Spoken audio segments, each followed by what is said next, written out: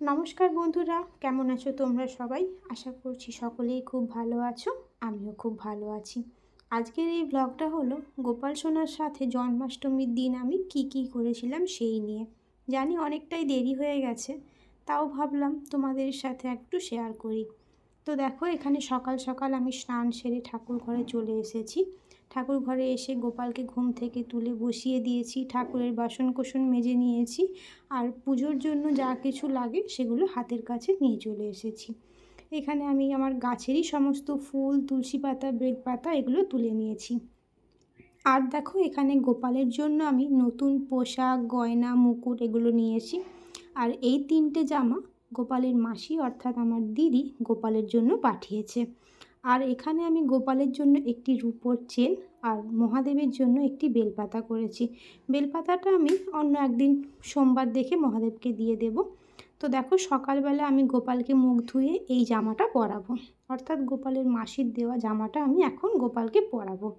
দেখো, এখানে গোপালকে খুব সুন্দরভাবে পরিয়ে নিয়েছি, আর গোপালকে অল্প একটু ফুল দিয়ে সাজিয়ে নিয়েছি আমার মনের মতো করে। এখানে গোপালকে সকালবেলা মুখ ধুয়েছি, শুধু স্নান এখনও করাইনি, স্নান পরে করাবো। তো দেখো, এবার তোমাদের দেখাই দুপুরের পুজো। দুপুরে আমি এখন গোপালকে স্নান করাবো। তার জন্য প্রথমেই একটি ঘিয়ের প্রদীপ জ্বেলে নিয়েছি, আর সকালে যে এই জামাটা পরিয়েছিলাম এই জামাটা আমি খুলে নিচ্ছি। গোপালকে আমি প্রথমে পঞ্চামৃত দিয়ে স্নান করাবো। তার আগে দেখো, এখানে গোপালকে ঘি আর মধু মাখিয়ে নিচ্ছি।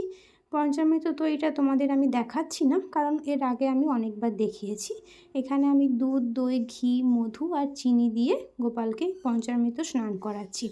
এরপর নর্মাল যে কলের জল, সেই কলের জলে তুলসী পাতা আর ফুল দিয়ে গোপালের গা ধুইয়ে নিচ্ছি। এরপর স্নান করিয়ে আমি গাটা মুছিয়ে নেব। তো দেখো, আমার গোপালকে স্নান করানো হয়ে গেছে। এবার আমি গা মুছিয়ে এই নতুন জামাটা যে গোপালের জন্য নিয়ে এসেছিলাম, তার সাথে এই নতুন গয়নাগুলো, এইগুলো আমি গোপালকে পরিয়ে নেব। আর দেখো, এখানে নিজের হাতে আমি গোপালের জন্য একটি মালা গেঁথেছি। চেষ্টা করেছি সবটাই বাড়ির তৈরি জিনিস দেওয়ার।